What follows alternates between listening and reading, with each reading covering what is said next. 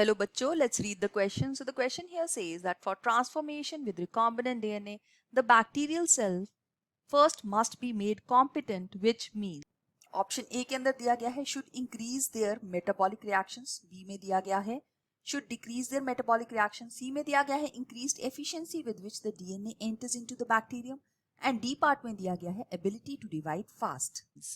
तो यहाँ पे हम देखते हैं कि इस क्वेश्चन के अंदर जो हमारा की कॉन्सेप्ट है, so let's write down our key concept. Key concept है कॉम्पिटेंट होस्ट. सो कोई भी होस्ट होता है जिसके अंदर हम वेक्टर की हेल्प से डीएनए को इंट्रोड्यूस करते हैं बाय वेरियस मेथड. उस होस्ट को हमें पहले कॉम्पिटेंट बनाना पड़ता है और इस कॉम्पिटेंट का मतलब है कि वो अपनी इफिशिएंसी को इंक्रीज करे जिसकी वजह से डीएनए उसके अंदर जा सके. तो यहाँ पे ये बात तो बिल्कुल क्लियर है कि जो सी पार्ट है ये बिल्कुल राइट आंसर है. अब हम कॉम्पिटेंट होस्ट के बारे में जानेंगे.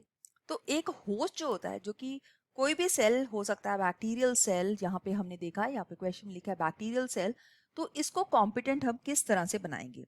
सो सबसे पहले इसको कॉम्पिटेंट बनाने के लिए इसको कैल्शियम डाइवेलेंट केटाइन, कैल्शियम जैसे डाइवेलेंट केटाइन, डाइवेलेंट इसलिए बिकॉज इसकी दो वैलेंसी होती है, तो इस डाइवेलेंट केटाइन के साथ ट्रीट किया जाता है, डाइवेलेंट केटाइन. सो जब ये इसके साथ ट्रीट करेंगे तो इसकी जो एफिशिएंसी है वो इंक्रीज हो जाएगी ताकि ये डीएनए को बहुत इजीली टेकअप कर सके.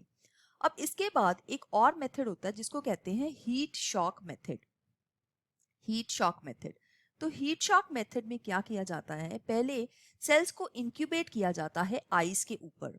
आइस के बाद इसको इमीडिएटली 42 डिग्री सेल्सियस, मतलब काफी हीटेड टेम्परेचर है, हाई टेम्परेचर है, वहां पे रख दिया जाता है. फिर इसको बैक टू आइस किया जाता है.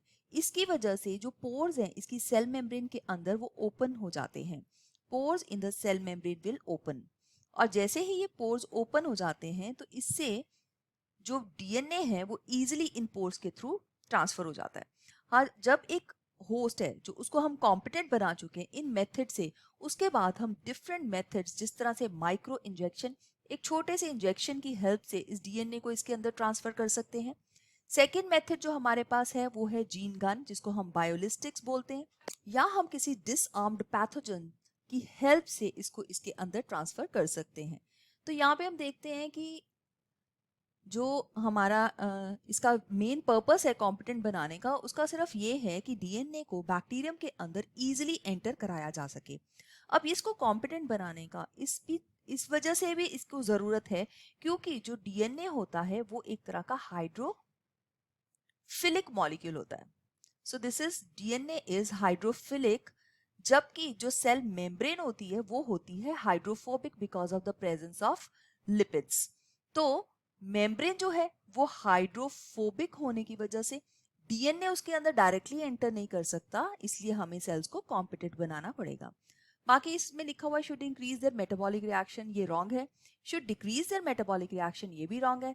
And ability to divide fast, ये भी रॉन्ग है. तो तीनों ऑप्शंस यहाँ पे रॉन्ग है except for the C option which we can mark as a right answer for this question.